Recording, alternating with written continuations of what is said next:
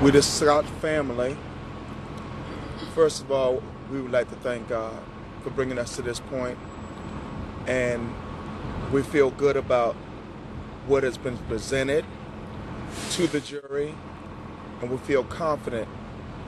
We came this far by prayer, and that's what we're going to continue to believe and trust.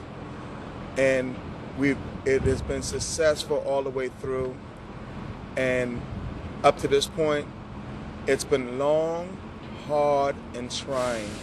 It's been a long, hard 5 weeks.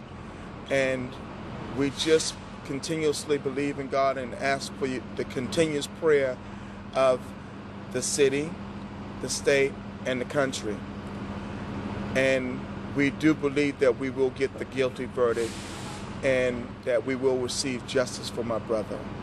And we've only looked for justice from the beginning, and we continue to look for justice here. And it's up to the jury now. We had a very good case. The solicitor did an excellent job, and we believe that we will have the end results that we want and desire for the family. What was the most difficult part about being in the courtroom? It was just long days, but not only that, but when the defense get up to do their deliberation, it's always so long and so drawn out. But other than that, it was just the long days. What was your reaction to hearing the defense's assertion about your brother using the term thug and suggesting that he may have been considering criminal activity as he ran away from Officer Slater? Well, he can assume anything that he wanted to assume, but we know that that wasn't his intention or his character. So we didn't feel any way bad about that, because we know he's a good defense attorney, and we know that he's going to try every angle. So we were expecting everything that he threw, and even more. So we were ready for that, prepared for that. If the voluntary manslaughter is the only guilty charge, how would you deal with that? If it's maxed out, we'll live with that. Though we've seen the video play out, the cell phone video play out many times, I noticed that it appeared to be very difficult for you to watch even 18 months later. Yes. Yes, what was the hardest part for me today? I've never heard the video played and my brother's voice sounds so clear. And hearing my brother's voice again really just did something to me. It wasn't so much what was being played or seeing it again. It was just hearing the clarity in my brother's voice and knowing that I'll never be able to hear that again. That was very hurtful. And really, I miss him. And I know he didn't deserve that. No human being deserves to be gunned down from the back. This could have been something that could have been stopped, and it was up to that officer to stop and bring it down, and we would not even be here today. But he chose to do something different. How's your mom holding up? Well, Mom and Dad are upstairs, and they're praying, that we get a positive verdict, a positive outcome. And that's what we're waiting on now.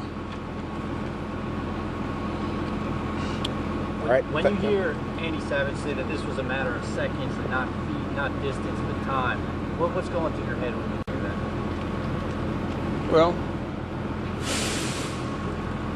really, distance did matter a lot, in this case. But the one that sticks out the most is the 17 feet. That was the first shot. When he shot my brother for the first time, was within 17 feet, and that's not far at all. So he had time to think before he did what he did.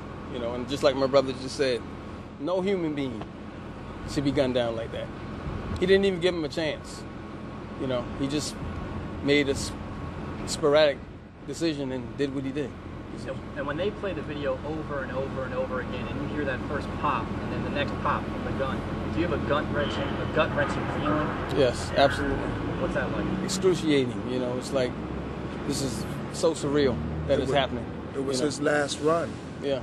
And we used to run all the time. We grew up together. I mean, I mean, he was always faster than us two, but it was his last run, and it had to end up by death. Yeah. It's a horrible thing. He started off trying to get away, and he ended up, the end, he was still trying to get away, and it was gunned down. And that's what our fight was for the whole time, our story, him trying to get away. Why do you think he ran? We honestly, I really don't know why my brother ran. I wish he hadn't ran, but we really don't know. We speculated at the beginning, but we really don't know what was on his mind at that time. Because one thing I do know, he didn't have to run, but he chose to run, and why he ran, we really don't know. And are you thankful for the video that Santana? Oh, absolutely, Oh, yes. absolutely, Oh, absolutely. yes. Absolutely. If it wasn't for the video, we wouldn't even be to this point right now. Right. I mean, that was one thing that stuck out, is him attacking Santana in his closing argument. But you need more people like Fighter Santana to step forward when you film something, whether good or bad, whether it exonerates the officer or holds him accountable. People have to step forward, even when it doesn't involve a cop. If you see a crime happening, film it. Stop the no snitching policy or whatever that silliness is. Come forward and help out the police if you film a crime, and step forward. That man is a hero for coming forward, having just watched the officer shoot someone, getting the video to us, and us turning over to the cops. And you can attack him this time because he caught you, but we need more people like that. And that's all we have. We'll just pray on the verdict. Thank you. Thank you. Thank you.